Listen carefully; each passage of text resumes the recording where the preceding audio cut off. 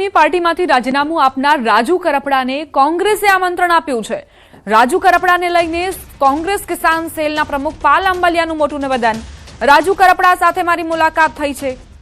Raju કરપડાને Congress join કરવા માટે વિનંતી કરી છે। હવે રાજુ કરપડાએ નક્કી કરવાનું છે કે ક્યાં જવું।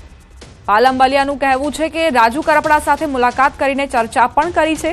રાજુ કરપડા ખેડૂતો માટે સતત લડતા આવ્યા છે।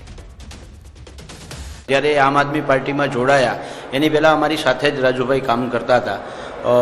ત્યારથી અમારા સંબંધ છે, એટલે મિત્ર ભાવે હું એમને ગઈકાલે મળવા પણ ગયો હતો અને મેં સ્વાભાવિક છે કે જ્યારે હું મળવા જાઉં છું તો મેં રાજુભાઈને આમંત્રણ પણ આપ્યું છે કે જો તમારે લડાઈ જ કરવી હોય અને ખેડૂતો માટે સતત લડવું હોય તો કોંગ્રેસ પક્ષમાં તમારું સ્વાગત છે। કે મેં એમને કહ્યું કે જો ભાજપમાં જશો તો ઓલરેડી તમે અત્યાર સુધી જેની સામે સતત લડ્યા છો એ ભાજપ સામે લડ્યા છો અને એની જગ્યાએ કોંગ્રેસમાં તમે આવશો તો જે તમારી લડાઈ હતી એ લડાઈને તમે વેગ આપી શકશો, એને બળ આપી શકશો। એણે ના પણ નથી પાડી, હા પણ નથી પાડી। રાજુ કરપડાએ શું નિવેદન આપ્યું છે તે પણ સાંભળી લઈએ।